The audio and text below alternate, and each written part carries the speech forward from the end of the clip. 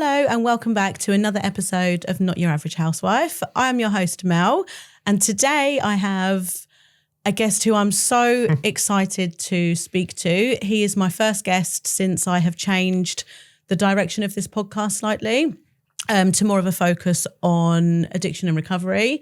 He has been using substances since the age of 13. He's going to talk to us about his stint in rehab, about relapsing. And yeah, I'm so excited to find out more. So thank you, Mr. Liam Jones, for coming on. How are you? Yeah, good morning. I'm Good. very well. Feeling good. A bit nervous. First ever one. So, but you've shared your story before, haven't you? I've shared my story before. Yeah, not the whole thing. Bits and bobs here and there. It changes from where I'm at and time limits, time restraints as well. Of course. So, but I'm happy to get raw and get honest. And just to help others. Like. Exactly. We're all going and through that's stuff. the whole point of it, isn't it? To help other people. So tell us a little bit about where you're at in your life right now. What is going on for you at the minute? So at the minute, I mean, things are amazing. I feel great. But, you know, sometimes you have to I've taken 2 steps back to go forward. So yeah, I've kept relapsing recently. So me and my partner have split up. Got to be out the house by like the end of this November. So that's a bit like, not great. I just don't know what's going to happen with that. What will be, because we're both just on separate paths now. Yeah. So I'm living at my mum's in Northampton while I'm just trying to save a bit of money. And then I'm going to move to Northampton because it's cheaper and something's calling me there as well. So I'm going to go with it. You have to answer to that, don't you? Yeah, the gut and intuition. Yeah, 100%. Like I can try and not do it, but whenever I've gone with it, it's always been the good and the right decision. It's always the correct decision. Always. And a lot of the time I find people won't, and I heard this on another podcast that I listened to the other week and it resonated with me so much. And that's that people won't make the right decision because for long-term goodness, because of the temporary pain it will cause in the process. Yeah. But when you know it's the right thing to do, you've got to do it. Yeah. The thing is, this is the thing with it, right? So it's like, I might not even know it's definitely the right thing to do at the time. Because sometimes I've always second guessed it, it's telling me that. So it's like, say I've got 2 doors in front of me and the right one, it's got, dreams this way, it's going to happen, ding, ding, ding, glitz and glamour, definitely go down here. But then I've got the left door and that's going to be like an unknown one. But that's my gut. So I know this one is like, oh, that's all my dreams. Like, I'll go down there. So this left one is the unknown. So if I'm without stepping into that unknown, you don't know. Yeah. So, but that door could be better than this door. And not knowing's even worse. Yeah, and not knowing's even worse. And that's an uncomfortable feeling. Yeah. So getting comfortable with being uncomfortable is very difficult. But, just in the last 2 weeks and the last few months, I've probably done more like writing on paper, more journaling, more self-awareness, looking at myself, just going forward than I have in my whole life. Yeah. Probably within the last last 27 days. So if you work that out, and that's purely from being sober. I just vape. That is when it. you say sober, what was it that you struggled with addiction? My main vice was ketamine. Started around 2012 up to early this year. Well, actually, I should say I'm only actually clean 27 days at the moment. Well done. Thank you very much. Yeah. So that's the struggle of it, and it's always kept me. But did you do anything alongside that? Did you drink? Yeah. Oh, so basically, I'll do it. Would you do one without the other? Yeah, sometimes it just depends. I'd always have to have. It doesn't matter what it is. Like I have to have something, and like just a joint was never enough because it's not the effect I want. No, I want the effect. It's like a low, isn't it? Yeah, and that just makes me unmotivated and a bit lazy, and I start doom scrolling. Like that's what that kind of does for me.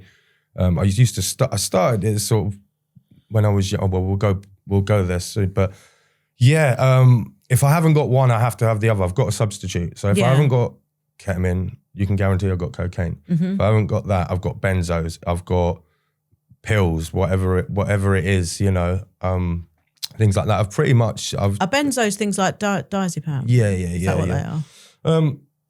So I've pretty much done everything but crack and heroin yet. We always say yet because you just never know, do you? I don't know. Like, don't say yet. No, that's what we do. That's what we do. But you know, I say yet because I can't guarantee that I'm never going to do it. Yeah. I can't. Like, but I just take one day at a time. So yeah, I've always had to have something in my system just to make me not feel the way I am. That would make me feel normal, but it would just void. It got to the point where it was just oblivion. That's why I'd do it. It wasn't, did it? And it was pure from anxiety, depression, trauma, everything like that, grief, which I had have had a lot of in my life. So you were sort of using it as a crutch, as such. It was my go-to, because I didn't want to sit with my emotions. I didn't want to sit with them because it hurt me, and I didn't like that. So I just take whatever I could to not do that, to feel nothing. Actually, the ketamine was to feel absolutely nothing whatsoever. And is that what it does to you? I have done ketamine once. Well, a couple of times, but it was in over a 2 or 3 month period, and it was back in 2010, and I worked a season in Ibiza. No, 2009, because I had my first child in 2010. So 2009, I worked a season in Ibiza, and I think that was the year it had kind of just become a bit of a recreational party drug, and it was the drug that everybody was taking. It was the cheapest. So I don't really remember too much about it. I just remember taking it, I think because I was so drunk. I remember, well, I don't remember. Somebody told me I was literally like staggering up the West End. I was being sick. And someone said to me, take a sniff a line of this and you'll pass out for 15 minutes, but you'll wake up and you'll feel normal, like you're not even drunk. And that's what it did. It was really, really, and then I think I did it once or twice when I come home that year, and I've not touched that since. Yeah, it's not for everyone. Like, it's a strange, I wouldn't even say a high. It's a weird one. It's an anesthetic. It's a horse tranquilizer, and it's a dissociative drug.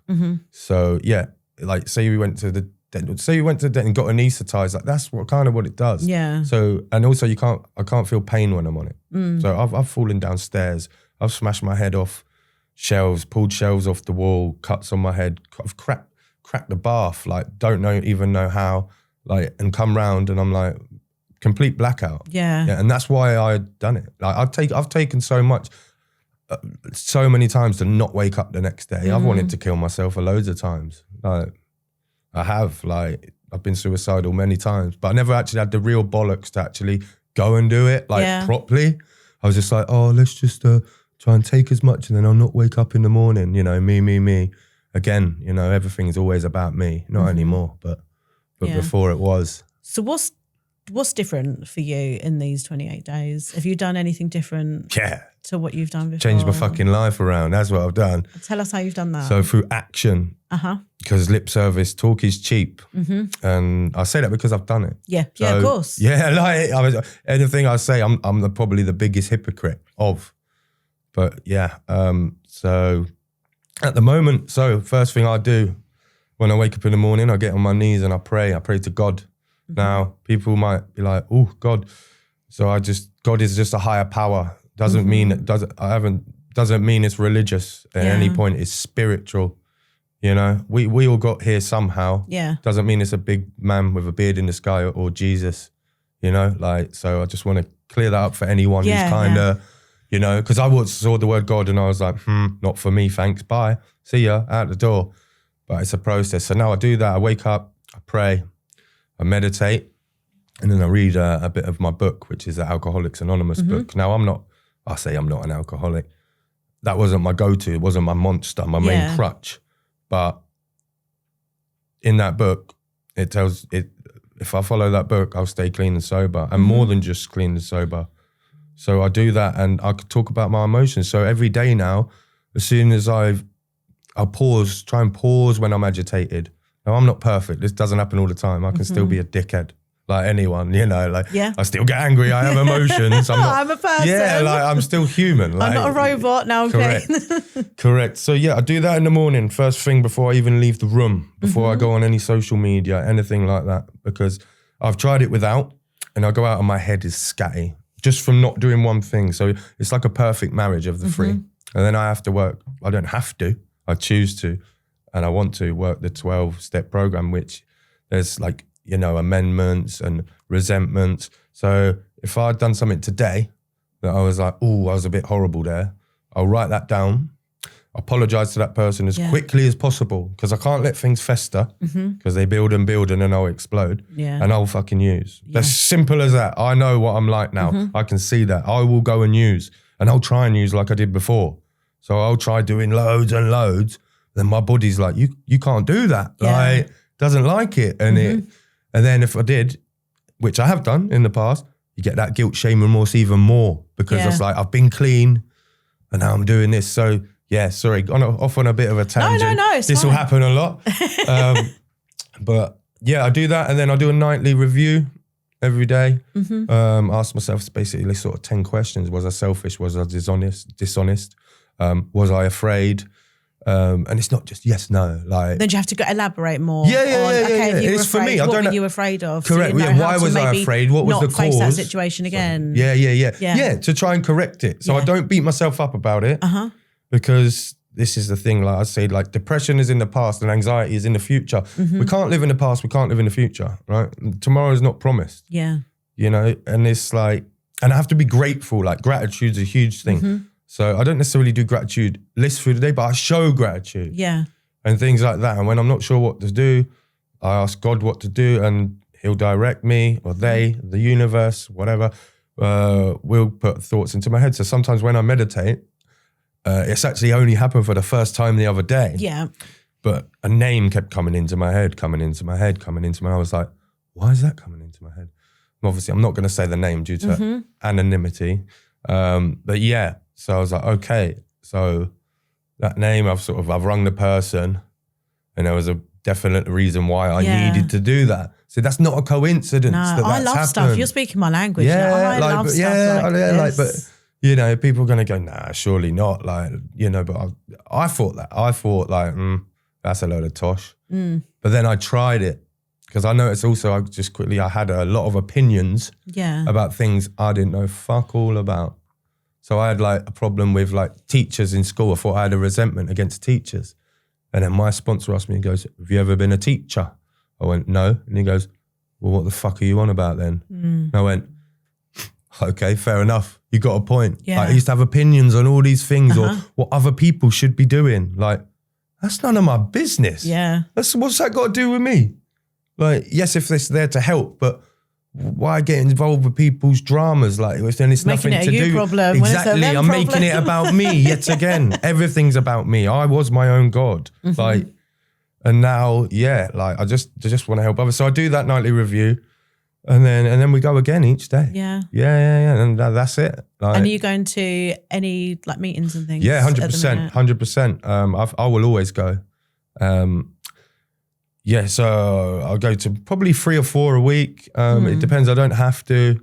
But I go. Do you find they help? Oh, 100%. Yeah. So I've only recently started sharing, because you can only share at a meeting once you've done your 12 steps. Oh, like, really? Oh, yeah. There's and how do they know you've, and how long, right? So well, I never did an AA. We spoke about this briefly before. So I went to one AA meeting, I think about 8-10 weeks into my own recovery. And it was very male dominated. I was I think I was the only woman there, bar the women who were running it and working. And she said, I can't match you with a man. She said, trust me, it won't work. You know, she was very open. And she said, you know, I've done it before. Romantic relationships form and you'll both just drink together. She said, so I can't do it. And there was no women there to pair me with. Anyway, I didn't take much personally away from the meeting. Nothing bad. They're amazing. But for me personally, I thought this isn't really for me. So I've never done it. But again, like we spoke about before, I would love to do the 12 steps. I'm going to buy the book. Is it actually called anything, or is it just called the book? We call it the big book. Okay. But it's called just Alcoholics Anonymous. Yeah, I only hear people referring to it as the book. The big book, the big book. Yeah, the big book. So I'm going to buy it and I'm going to read it, and I want to do them 12 steps because, not because I'm going to relapse or anything. I've been sober over 6 years, but just to know the power. I'm just interested to learn. I know it's saved so many people's lives and it helps so many people on a daily basis. And it's a free service, which is amazing. And yeah, I want to know more. I would advise anyone, even if they don't have an alcohol or drinking drug or alcohol problem, to read that. Do you think they'd look at themselves differently?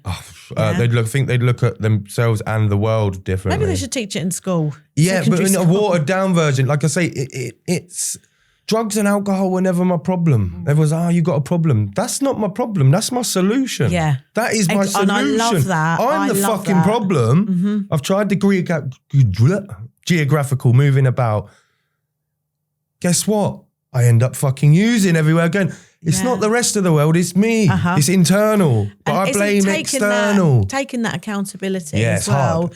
But it's so freeing once you do it. Like everything that happens in your life, you can blame someone else. Yeah. And then they can blame someone else for being the way they are. And they can blame someone else for something that happened to them. Where does it end? It doesn't end. It doesn't end. So it will be like that till the bitter end. Yeah. You'll be like that. You're going to die sad and angry and lonely and resentful and remorseful with shame and guilt and being selfish and dishonest. Like that. That's what's going to happen because I've been there. Yeah. I've been there.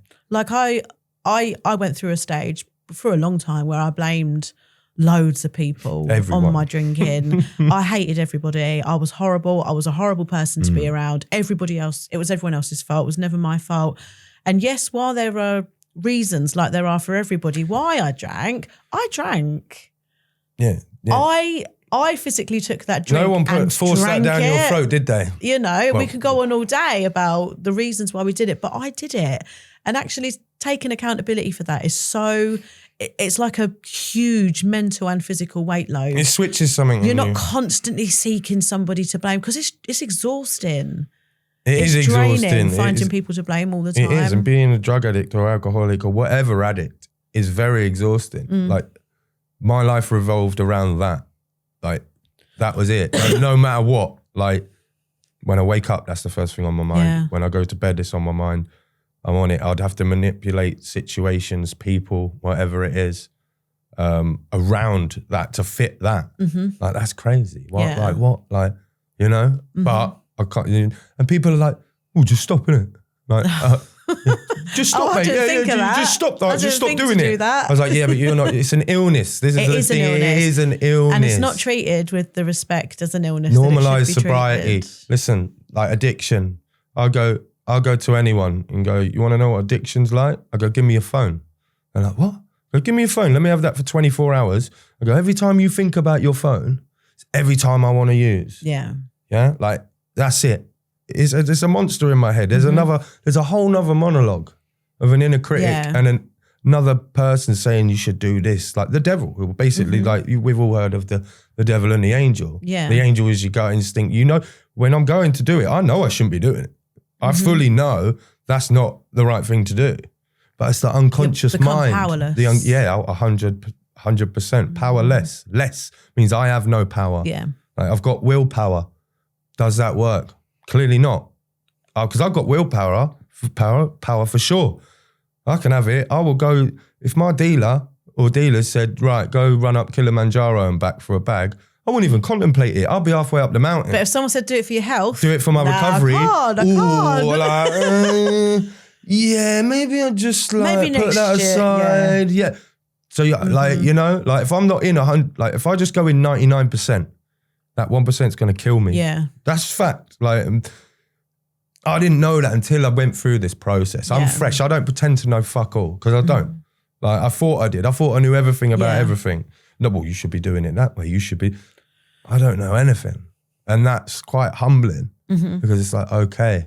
And again, it makes me look at life completely different, you know? Like things, as I say, things ain't rosy at the moment, but everyone's situation is different.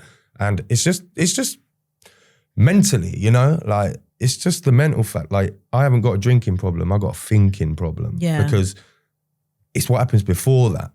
And it's that issue. Once that one if hits, that wasn't there, then you wouldn't drink. Exactly that. Yeah. If I didn't have all this emotion and running through me and resentment, then I wouldn't need, and I could just be like, oh, that's all right. But now I can do that. Yeah. So that's it. So being sober ain't enough. I always say for me, like it's not enough. So you can be sober, well, then you still got all that shit going, but you just can't use. So you've got to deal with that. If you don't deal with that, you're going to use again. Yeah. well, I will, in my experience, I will go and use again. I've done it. I've been there, done it. So now it's one day at a time because I can't, like I said before, I can't think into the future because I'm going to start getting anxious. Like, well, what about that? We don't know. I'm talking about shit that's not even fucking happened. Yeah. I'm making it up again. And just making shit up. That's what we get most panicked about with everything really, with day-to-day life, is things that I still do it. Things that I do it. I'm human. We're human, man. It's human nature. And then when you do the event, it's like, it wasn't even that bad. I don't know why I was so nervous. And you think you'd learn, but you don't. No, never learn. Because it's just built within us. It's human nature. It's that fight or flight, isn't it? And we're built with caution. We're built to resist certain things to protect ourselves. And you know, it dates back to, I actually learned, I can't remember where I learned this, but it's so interesting. And it dates back to when we were cavemen.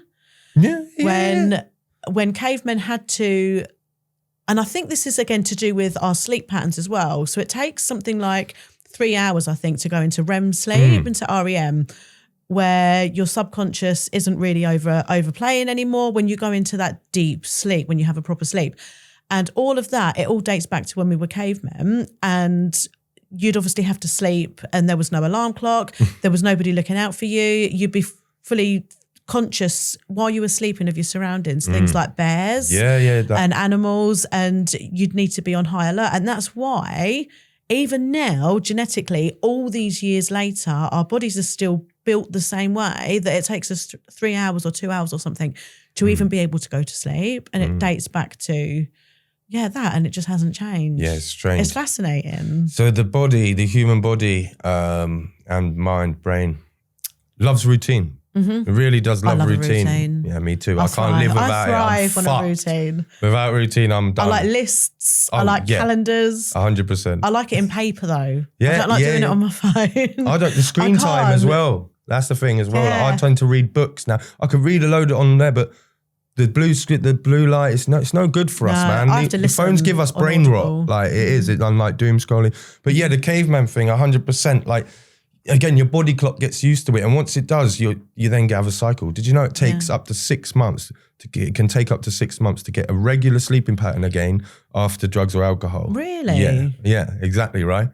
So people think, well, I've been clean, or I've been but if you've got other shit going on as well, which you will have, of course you will have. You're gonna so it's it's a lot. I pray a lot now, and I'm very new to it. I'm very new to it, but God seems to keep giving at the moment. Is this the first time you've done the 12 steps? Yeah. Or have you? So you've never done it before? Nah. And when? I've tried and failed. Okay. 4 times. So when did you first start using drugs? Right, let's go. First start using drugs. 13. And how old are you weed, now? 37. I'm not very good at maths. It's like 23 years or something. I'm shit. I got a U. This is like just quickly. I got a U really in maths, ungradable, right? I got a U in maths, ungradable. Yet sometimes I can sit there with old Rachel Riley on Countdown, and I'm like, yeah, I've got that number. Yeah. It's like, but that's the education. That's a whole nother fucking shitstorm there. Yeah. Like, we can move on to that. So yeah, 13 started with weed. And that. And is there a reason why? Was it just peer pressure? Was it because everybody else was doing it? Oh yeah, it was to fit. I have never fitted in anywhere in my life, like never until probably this year, really. Yeah. And is it your community of other people, the fellowship, like you and me? Yeah, where you mainly feel people who home. don't do drugs or alcohol. Now I'm happy, and this is the thing.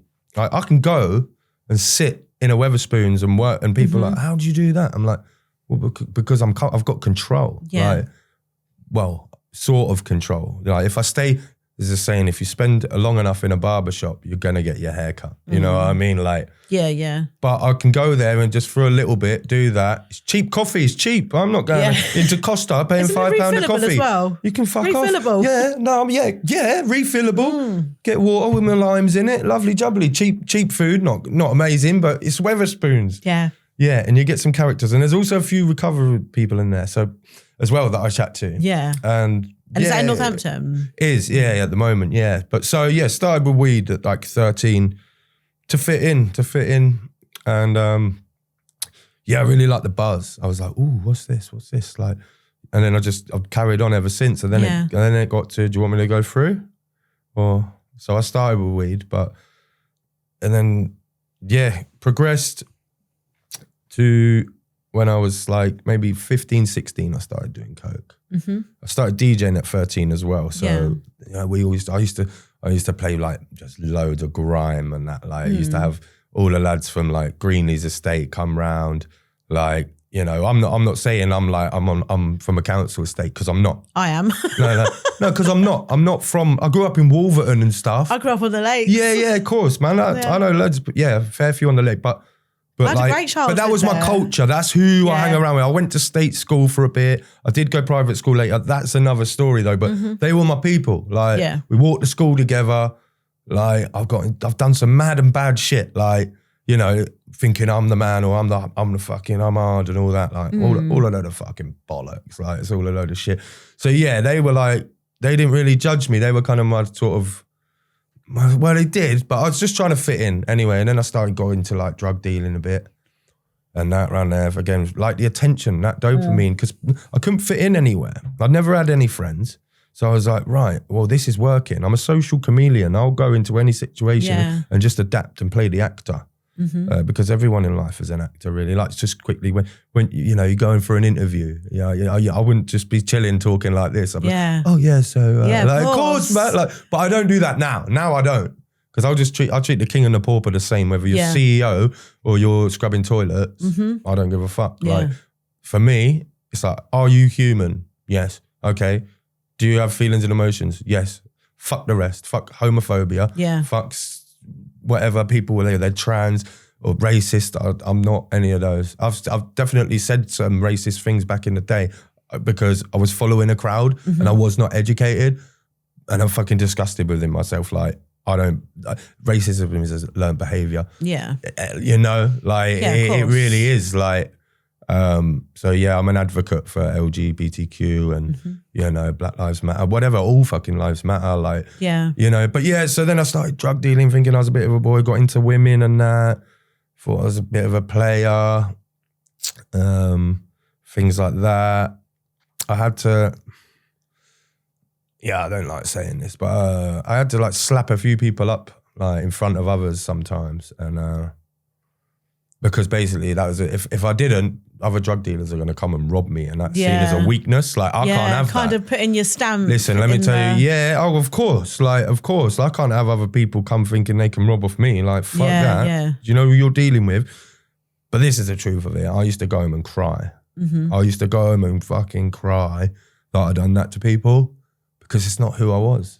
Like, it's not who I am. I fitted in. I got the dopamine hit. Yeah. Like I got that dopamine hit. And the popularity. Exactly. And I had so-called friends. Exactly that. But nah, I hated it. I hate myself. I regret doing it. I've asked for forgiveness on that. But yeah, you know, that's what I mean. I think that can happen with a lot of others as well, not just me. It's like that social thing. I always had to look good externally. Yeah. So have the nicest clothes, have the nicest... But I'm not looking inside, really. Like now, I can bop about. Well, lost my license, fair enough. But I'll happily bop about in my 09 plate Focus. Yeah. Like, you know, it's reliable, cheap, gets me from A to B. Yeah. I'm not going to then go and spend the money on a Merc that I can't really afford. Yeah. Or what could I else be doing? I could be helping people with that money, giving that money to a charity, or helping someone homeless, you know, instead of just thinking about me and what I look like. Sort of thing. So I've learned a lot from that. Yeah, from that, DJ scene was mad. Yeah, as I say, started with grime and MCs, and then I play all music, and I used to go everywhere every other weekend. And did you used to play out quite a lot? Yeah, all the time, man, all the time. I used to have like play at Revolutions in Oceana. Did you? Yeah, great, through Graham Coleman, a friend of mine, and another guy called Leon Church. Graham, he passed away recently. Yeah. God bless his soul, man. Like, what a beautiful, beautiful man he was. It gave me the whole family, really nice. They've always supported me and always understood me. I used to live with his brother. I've been to Amsterdam with like his other brother. Like, you know, I know him quite well. And so anyway, I met him in HMV, like just when we were record picking, and he was like, I used to work in a shop doing work experience. It was called Creative Music. Then it was called Sound something. And I used to do all the records in there, and like with a guy called Ashley Roberts, he played at Ministry as well. So this is how I kind of got in. And then I used to just start carrying people's records, and then they're like, "Oh, do you want to play?" And I was like, "Oh, no, I'm a bit nervous." Like, and then I was just playing Soulful House, and it's Soulful, downstairs at Oceana for like 4 hours, like not just me and a guy called, as I say, Leon and Graham, and they really helped me, like. You know, but I was in there at like 16, 17 doing it, drinking, like, you know what I mean? Like, not the same like then. No. I was playing in revs, and then I was going like, but it would always, so just get back to it, there would always be alcohol and drugs involved. Yeah. Like, that scene and alcohol and drugs, it goes hand in hand, like, doesn't it? Can't walk into a green room without people being like, Coke, Grey Goose, like, it's a standard. Although sobriety within that industry is becoming slowly more popular now. 100%. Yeah, and it's great. I taught myself to DJ, what month are we in? Nearly a year and a half ago now. So I've never ever done it pissed. I don't think I'd be able to. I've done it on ketamine, I've fallen over, I've burnt bridges. Like, there's been doors that have been open and I've fucked it because drugs and alcohol. Yeah. It's very, very simple answer to that is drugs and alcohol.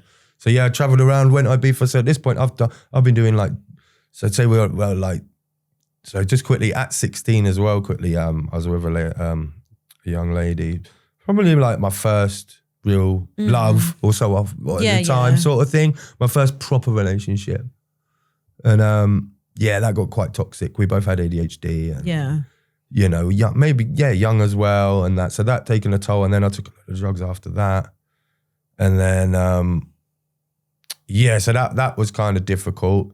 And I think, you know, whenever any emotion comes into play, which is all the time, but I'd go hard on whatever it was. Like, that would be like the Coke and whatever. Yeah. And this is before the Ket. But I've always used it, always. Like, you know. But so when did you start using ketamine? 2012. Yeah. So, I started with like the tiniest little bump. and was there a specific reason you had it? What did you think you were going to gain from it? I didn't even know. Someone was just like, "Do you want some of that?" Yeah. Like, there was no analysing. It was like, "Fuck it, go on then." Like, why not? But before I'd looked at it and seen people and be like, "Oh, I'm never gonna." I said I was never gonna smoke cigarettes. That's what I was like. Yeah, I found some fucking a bit of solid. Yeah, like back in the day. Sorry about this, mum. In my mum's cupboard, right? I was like, "What's this? What the fuck is this? You're a drug addict. You're a fucking drug addict. You sicken me." I think I was even like threatening to like, "I'm leaving the house." Like, I was like 12, right? Like, what the fuck? And then I'm the one in fucking rehab. Like, what the hell? Like, crazy. So like, is it this year you went to rehab? I went to rehab in March this year. Yeah. And I've never been to rehab, but it's like we were saying earlier, it's something that I do look back and I think, I've heard horror stories about rehab, and I've heard amazing things. But I think it's a difference between people going to like where you go. Like, not everyone goes to the Priory. I went in Luton, so let's put it that way. Yeah. Listen, someone shat on the floor in there, right? This is what I'm not obviously, but it's a madhouse. Yeah, I was in a hostel once. It's mental in there. I'm guessing it was kind of a bit like a rehab, but you're allowed to drink. It was a horrible place. But I'm really intrigued to hear more about. So how did it come about? How did you go there? Was it funded? Did somebody recommend private, you? Man. I'll be honest. Yeah, I would love to say I paid for it, but I'm still in debt. Of course I am. I'm a fucking hopeless drug addict. Like, of course I'm in financial ruin. Nah, God bless my mum and God bless my nan. My mum got some inheritance money from my nan, who I was very close to, and helped pay for that. She's passed now. God bless her soul. And through them. But I plan on paying every penny back. Yeah, of course. 100%. Like, mum's always bailed me out. Like, you know. They do, don't they? Of course. And like, do you have children? Nah, so I'll get onto that in a minute. Yeah, so I have 3 children. I had to think then. I have 3 children. And when you become a parent yourself, you realise like you would kill or die for your children. Yeah. You know? So I just quickly on that one. So at 16, is in another relationship, not the one I was on about earlier. It's in college, Bletchley College actually, not far. And met a lady, and anyway, she got pregnant down the line. We're both like 16 or 17, I think, 17 maybe, around that anyway. Yeah. Yeah, and we ended up going Leamington Spa for pregnancy termination. I wasn't like, get rid of it. I was like, oh, I'll support. We'll both support me. But we both made the decision mutually. But I have always had not a regret, but like maybe a bit of a resentment. Not like sort of thing of that we didn't, but then also if I'd have still become the drug addict, maybe there's reasons for that. So that happened. Then at 22, 23, I moved to Hastings. Got with another lady, and we were, another pregnancy termination there. So yeah, that was tough. And so I've still got the silent grief from the first one. Yeah. Like plus I've had loads of people die like since I was like 10 to like, well, all the way up to now, like, which I'll go through at another point, which has also led to just massive drug addiction. Like, and then last year, me and my partner, ex-partner now, we had a miscarriage, and the due date was 7 days after I was meant to come out of rehab. So I decided I was lucky enough to be able to stay. I weren't ready. I had already planned using in my head. I was like, of course I'm going to fucking use. Like, it's game over. If I've already planned that in my head, that's what's happening. That is what's happening. So, I was lucky enough and fortunate enough to be able to get it paid for and stay in there. But still, all that, I've still not dealt with it. Just because I'm sober and I've done all this thing through the I've not dealt with that. Yeah. My dad passed. Like you said, one day at a time. Terminal cancer. My dad, 11 months before terminal cancer. His brother. I told the family, oh, no, I'm not feeling well, and I couldn't go to the funeral of my uncle. I was using, that's the truth. First time I've said that, they won't know that. But yeah, that's the truth, is I was using, I was thinking of me. Not, should I be there for them? I was fucked. Like, but I couldn't tell them that. I'm a compulsive liar. Yeah. I'm going to manipulate the situation. Of course I am, to do with me. But I regret not going. But I can't change it. I can't change it. And I had another friend and I didn't go to their funeral. And that friend, their dad, they committed suicide. Well, no.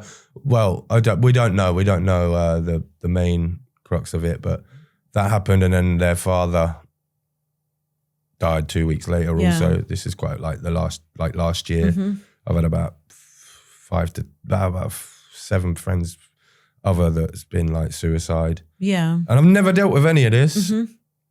Never, still. So it's something I need to look at therapy-wise, and because it doesn't teach you that in, like I say, my 12-step program. Yeah. So there's a lot of trauma, grief sitting there still. So it's something I definitely need to look at, Yeah, it's got me thinking now, but because I'm going back to the moments of it. Yeah, of course. And I do think all the time, about the children, and I'm like, I could have had 3, but then would I have had to, I can't just keep going over it. The past is done. It is done. Exactly. And I'm on a new life now. Who knows? I'll maybe have kids in the future, but even if not, I'd be happy to adopt. Like, it wouldn't matter to me. Like, but that's the situation on the child ones. But I love children. Like, I've got so many cousins, and I just love being a fool and being silly. And going back to that child, because we're still all, I think, for me, I'm still that child. Yeah, I was going to say to you, actually, with things with like dealing with something that's helped me massively, and this doesn't get the credit it deserves, and I can't stress enough how much it's helped me and how much, even people not in recovery, it would help. But have you ever done any inner child work? Sort of, I guess, like. Yeah. So the book, this is like therapy, like, times 100, right? I've tried it. I've been to like trauma things. I've been to anger management things, certain grief things. Like, but none of it, and CBT things. Like, none of it's worked for me. Like, maybe a little bit, and maybe planted some seeds here and there. But the only thing that has worked for me is the book. Yeah, and it's not the book. It's what happens in the book. And I'm not even an alcoholic. Yeah, like, but it doesn't matter. Because it just teaches you why we do that, why I drink, why I use, why, and then why I can't just have one. Yeah. Because I have an allergy, and that's going to be mad. So it's a threefold illness, right? One is spiritual malady, which means I got a mental block to God. Yeah. Yeah. And And then we got 2, which is an obsession, the obsession to the mind. And then we got 3, which is a physical allergy. So, and I'm like, hang on, how can I be allergic if I'm smashing it out? Like, I'm not allergic, but I am allergic because of the effects that it has on me. I can't have one. As soon as I have one sip of beer, and I've tried, I've thought, oh, let's have a go at this. Let's try. Well, as soon as I had that sip, so I tried, when I come just quickly, I come out of rehab, I thought, I'll be all right, one joint, start with one joint just before bed, cool. Yeah, well, that happened like that. 7 days later, bag of Coke, bag of Ket, like Jack Daniels, within 7 days of just one joint.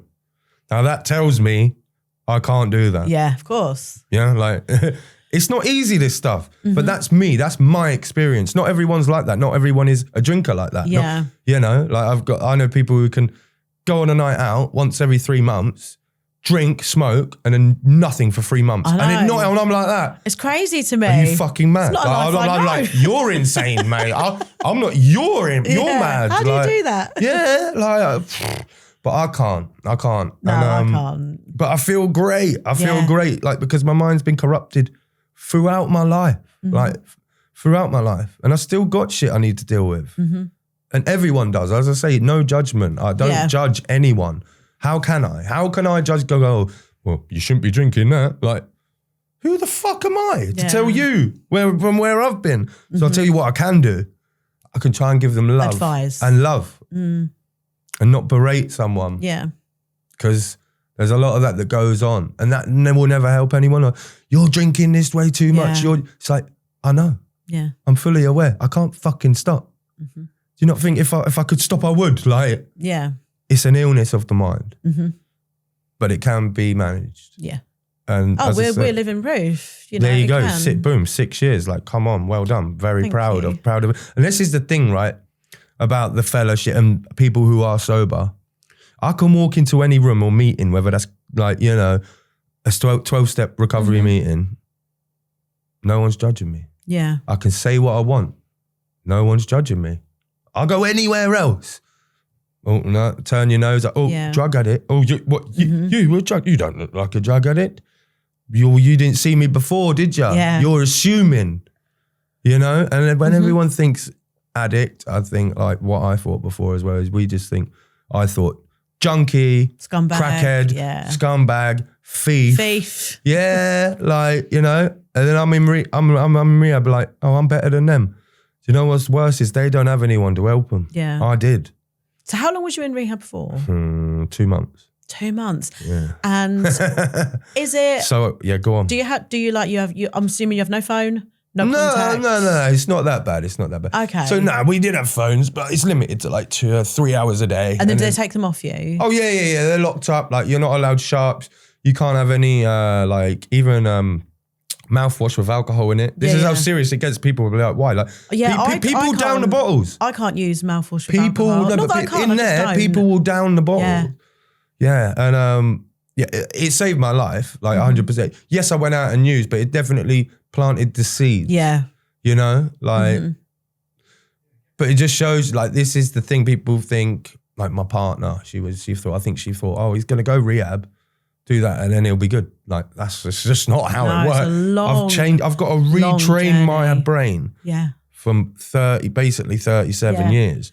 You can't do that in 28 days. It's an ongoing process. And I always say to people, when you first start your journey with sobriety or recovery from any substance, the first thing you need to do, the first thing I had to do, when I come out of that, because I was in hospital for 2 weeks and I was on loads of drips and Librium and thiamine, loads of things to flush everything out and to stop me getting the shakes. And because that's the reason I'd continue drinking, because I couldn't deal.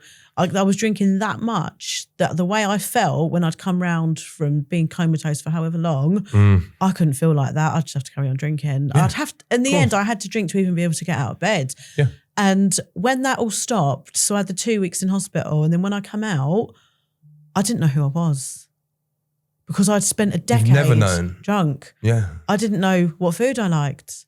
I didn't know what hobbies I had. I didn't know really what music I liked. I didn't know. Looking in the mirror, it was like looking at a stranger. I had to almost befriend myself.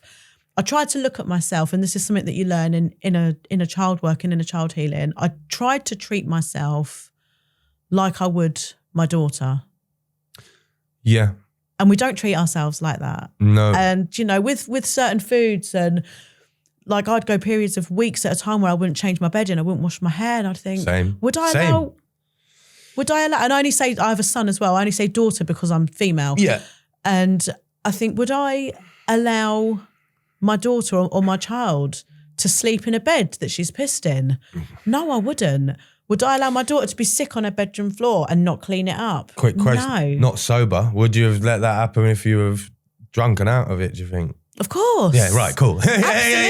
Yeah, God, absolutely. But that's what it does. That's what it does to you, isn't it? Yeah, like, in the beginning of my recovery, I had to completely learn who I was. I had no idea. I'm finding out now, but I know what my purpose is. I've always known it's to help people, but it's like, I can't, and it's a classic saying, I can't love someone else if I don't love myself. It's so cliche, but it's so true. And that's why at the moment I'm single, and well, not really single. I'm not available to anyone. Like, fuck that. Like, I am not looking.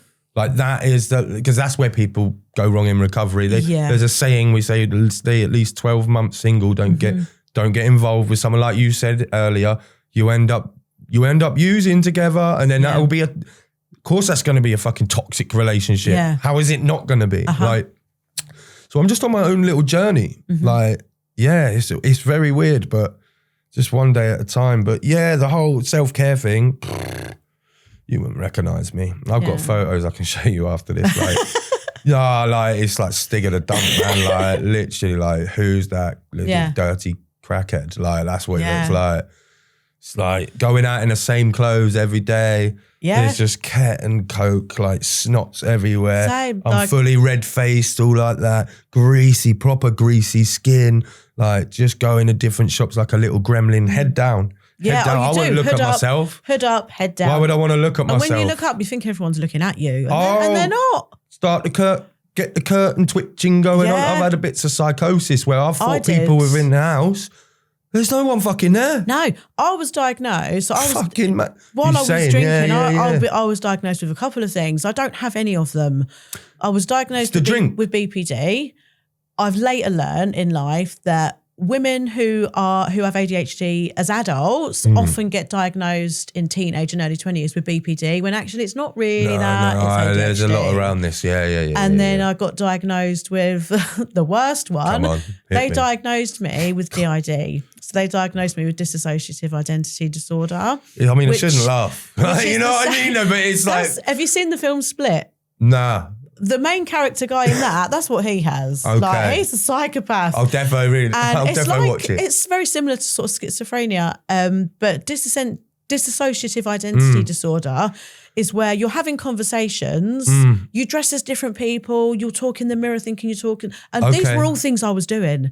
But I wasn't doing them because I had a mental disorder. I was doing them because I was an alcoholic. Yeah. And as soon as I stopped drinking, 100%. All of these mental health issues, I didn't have any of them. Of course you didn't. I didn't have any of them. Because you're putting poison in your body. That's what you're doing. Yeah. Listen, if alcohol was brought out today, no chance it'd be legal. No chance. No. So just another quick one. So when we go into a restaurant, what's the first thing, right? Oh, would you like, the drinks list?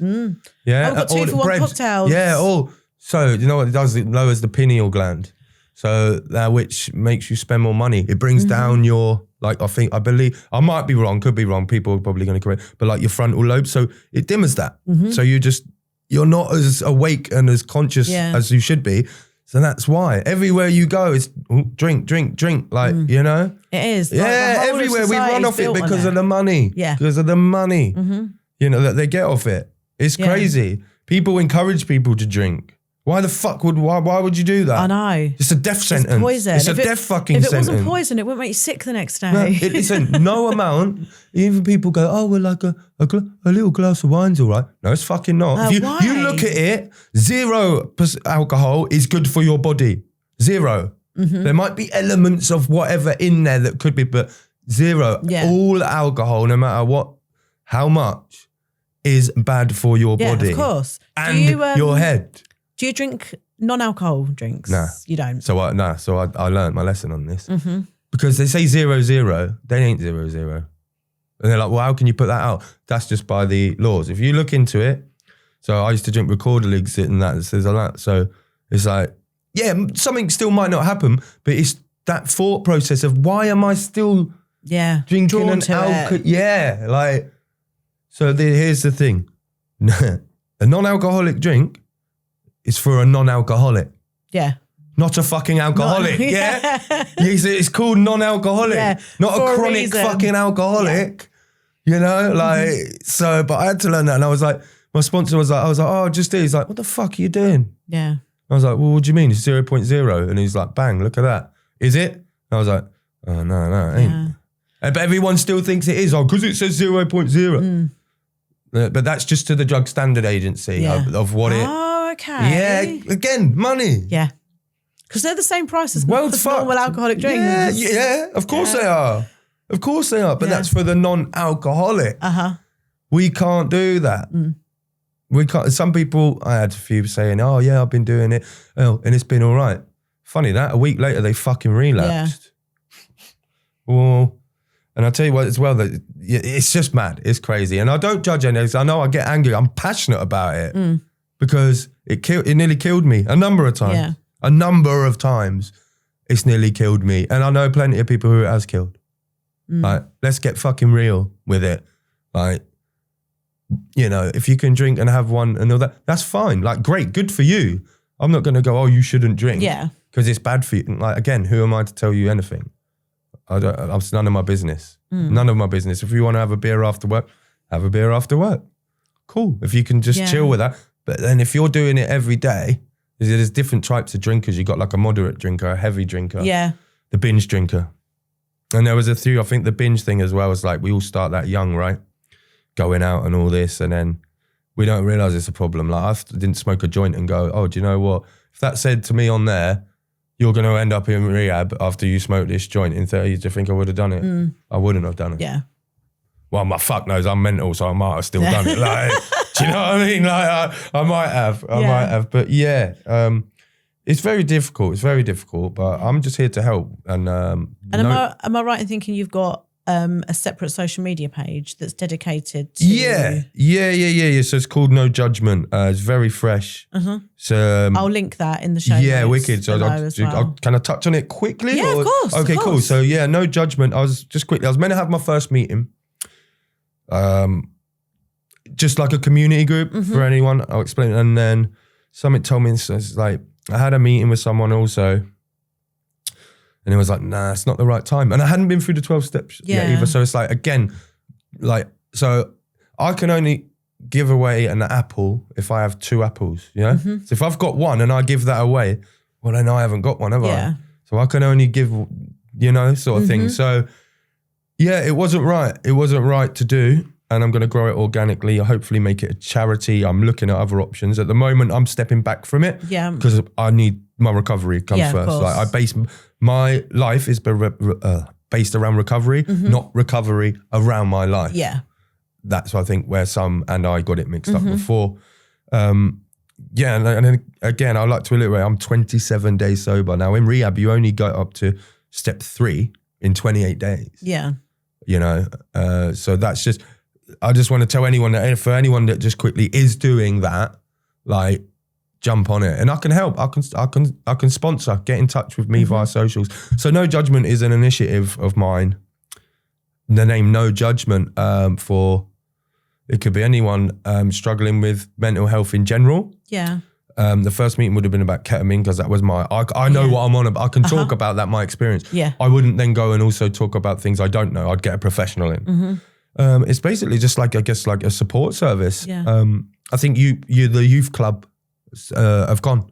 I used to go Greenlee's youth club. Don't get me wrong. I still used to go and nick motorbikes and fucking be a scallywag. But for that night, I didn't. Like, and it was good. We had a community table tennis, pool, little discos. Where's that now? It's gone. Where is that? All of it. There's nothing. Oh, I'll just look at my screen and get brain rot all day. Great. Where's all the kids playing out? I know people that recently have asked for funding. I'm asking for funding now. For youth clubs. They've said every single one. Why are they saying no? Why? Exactly. Why? Why are they saying no? Like, it's ridiculous. It is ridiculous. So what do you expect is going to happen? I'll tell you what's going to happen. They're going to... Crime rates are going to go up. Drinking's going to go up. So drug use is going to go up. DV's going to go up. Everything's going to go up.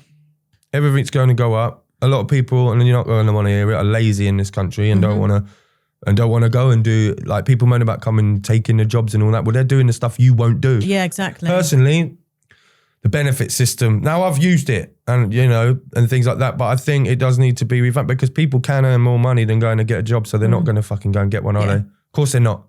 I've done it myself. I'm a hypocrite of that. Of course they're not. It's like, well, how do we stop that? Well, you sort it out. Yeah. Like, but I'm not going to get into politics. That's a whole. Let's not do that. We don't talk about politics. No, fuck that. But yeah, so the initiative is just like a grassroots initiative. I would like to just start off in a nice meeting environment where people can talk and professionals can come in and talk about different subjects. So it could be toxic masculinity, it could be racism, it could be homophobia, it could be anything, really, anything. You know, brilliant. Anxiety, depression. And you can just come in and listen. There will never be a fee. There will never be a fee to come in and do that. And then I can give shared experience where Iron is and just signpost where people can go to get help and things like that. Because there is help out there. It's just knowing where to go. Finding the right help for you. This is the thing, like, you can't tar everyone with one brush. Yeah. There has to be differentiation. So, you know, my help isn't going to be the same as your help. Like, it's just not. Yeah. And mine, even though if someone's got a similar story to me, they're not going to think exactly like me. They're not going to, there might be similarities, but so everything has to be tailor-made to what, because when I grew up, there's fuck all fair. Obviously, I'm ADHD and autistic and OCD and whatever else, you know, all of them. Yeah. And I want to get funding. So maybe people who don't have the money or will never get the opportunity can go on like little leisure trips or things like raft building, community stuff, or join teams that they might not be able to, because you know, if you're to join a football team, it might cost money, or get the funding for that for them, you know, and just go out on days and maybe have their parents have respite, but also start groups where parents and parents can talk to each other. Yeah. So like, and it could be children. It'll be tailor-made specifically for whoever. Like me and you or whoever could teach people how to DJ, not just for free. Yeah. And workshops and things like that. I've also had ideas of like doing like VR things where you can obviously just pretend you're like in the job, so you can see what, like, say you wanted to be a fire person, firewoman. You can see what it'd be like. Yeah, get the VR goggles on. Go through, like, crawl through tunnels. It could be really immersive, interactive. Like, I've got loads of ideas. Yeah. I've always got loads of ideas, but but I need funding. Of course. I need funding. Yeah. And I'd love to do this for the rest of my life. And where do you, talking about the rest of your life, where would you like yourself to be? I want to headline the bowl. At a concert? Do you actually? No Judgment Festival, fucking do. And I will. It will happen. Amazing. I'll have you back on after and you'll say, do you remember that episode? Yeah, Russell was going to headline the bowl. Yeah. No, look. No, I'm joking. Like, the bowl's a very special place to me. Every time I've been there, I sat there and something came to me and said that. That's not me actually. Said, one day you'll be up here. And I was like, okay. Yeah.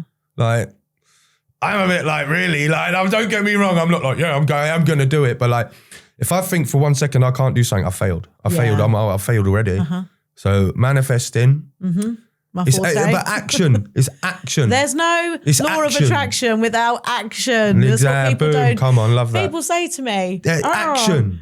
Someone in particular actually said to me the other day, none of this stuff fucking works. I recommended him a money mindset book to read. Well, I'm not reading it, don't fucking work. Well, you've read it and you ain't rich.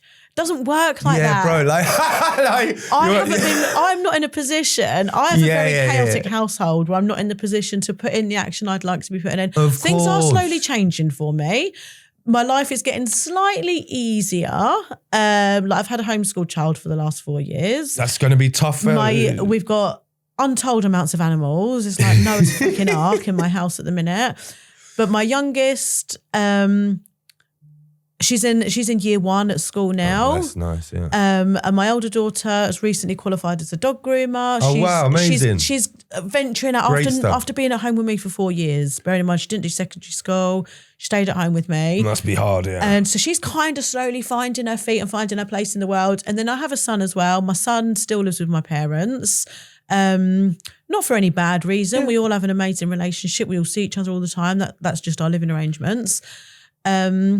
And yeah, so things for me at home are slowly getting slightly less chaotic. So I will be in a position where I can put that action and that work in for me. But, you know, obviously all my time has had to be conserved to them.